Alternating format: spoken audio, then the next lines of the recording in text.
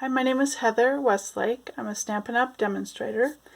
Today I wanted to show you another tip for using the Stamparatus. It is a great thing to line up images that you have already run through the Big Shot with a die to cut them out. Normally I would say to stamp first and then run it through the Big Shot to try to line it up, or if you're going to stamp and then punch something out. But in this case I found it to actually be better to run it through the die first with the Big Shot or whatever die cutting machine you're using, and then stamp it with the Stamparatus. So let me show you that today. This is a card I'm going to be making. It's with the Sailing Home bundle. The stamp set looks like this. And then it also has smooth sailing dies. And I've used the wheel from that, and I'm also going to use the dies that cut out the two sailboats, as you can see here. So the tip to use with this is if you just use a plain old white piece of paper, I'm just using our Whisper White. I'm actually going to stamp it with our black StazOn ink because I'm going to color it with markers, our Stampin' Write markers, which are water-based. And anytime you use any kind of medium that's water-based, you want to stamp with the StazOn first. If we were going to color it with our Stampin' Blends markers, which are alcohol, then you'd want to use our Memento ink instead. But like I said, we're using our markers, so we're going to stamp it with StazOn Black. So I'm going to run it through the Big Shot first on our Whisper White, and it doesn't matter if it shifts a little bit, which can happen when you're running things through a die cutting machine. The die can move a little bit, and that wouldn't work as great if we had stamped it first, but because it's just on white, if it moves a little bit, it's no big deal. So I'm going to go ahead and run that through here to cut it out. So you see that even if it moved just a little bit, it doesn't matter. So I'm going to go ahead and pop those shapes out.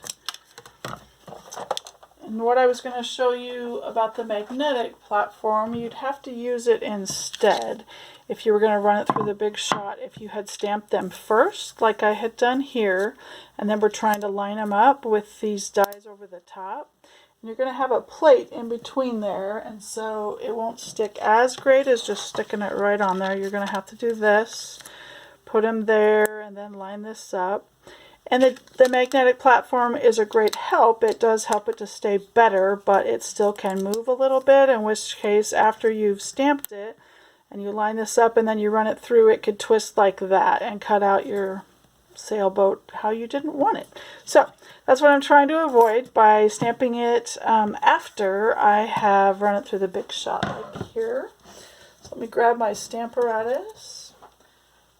The colors we're using today are Night of Navy and then our Seaside Spray, which is actually one of the in colors for 2019 through 2021, and the markers come in a 5-pack when you buy the in colors, so that's the marker I used along with a basic gray.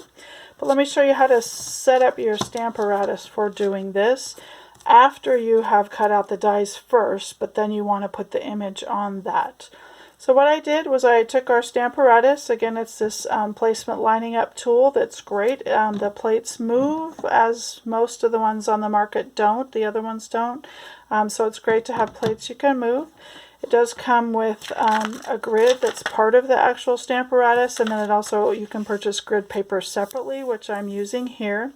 Also comes with 2 magnets, really strong. You don't want to use those next to each other because they'll get stuck together and are really hard to get apart.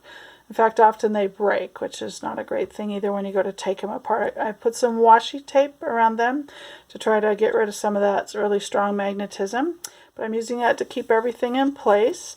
I drew just with a pen where I wanted my placement to be so that I knew every time I could put it in the same spot.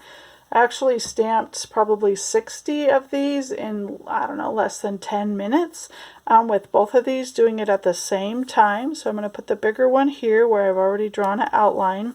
That way it's in the same space every time. Then you might be wondering, yeah, but how do you know where to stick your stamp? So what you do is you take your stamp upside down, so with the part of the rubber that's actually going to stamp on top of this. So I have just a little piece of paper stuck there. And I'm just going to stick it right on top where I want it to be. And then I'm going to shut this. I already got this one in place, but just to show you, I wanted to do that one and just press real hard. Then what will happen is it'll actually stick to that plate. You also want to have a stamping pierce mat, which does not come with a Stamparatus, and they're actually discontinuing it this year, so it's not going to be available after it sells out, but for sure not available after the new catalog, which goes live on June 3rd of 2020.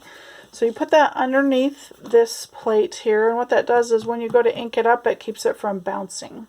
So I'm going to go ahead and take my jet black StazOn and go ahead and ink these up. And like I said, I can just do them both at the same time, so that saved me from having to do 120 of these with 2 images. I could just do 60 with them both at the same time.